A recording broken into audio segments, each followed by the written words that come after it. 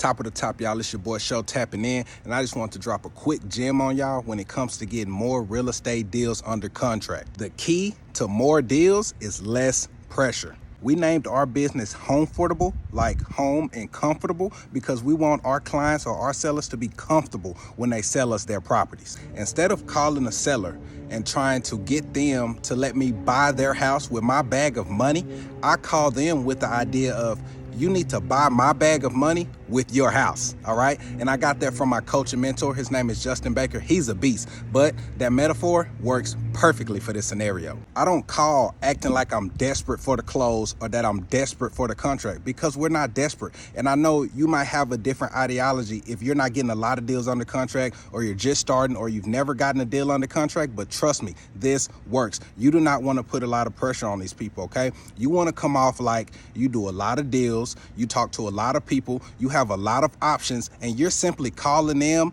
and making an offer to them and having a conversation just to see if y'all are a good fit to work together. In our script, I repeat to the seller, hey, we do not buy every property from every seller that we talk to. We just don't have the capacity to do it. So what we like to do, and the properties that we like to buy, are ones that are a good fit for us. And it's a good fit for us not only if the price works, but also if I can add value to you. So if the highest price is the only thing that matters to the seller, we are not the best fit for them, because it only works in my business if I get properties under market value. I'm never going to be the highest offer, and I'm okay with that, because if I don't get it for under market value, it's not a deal, which means I don't make money.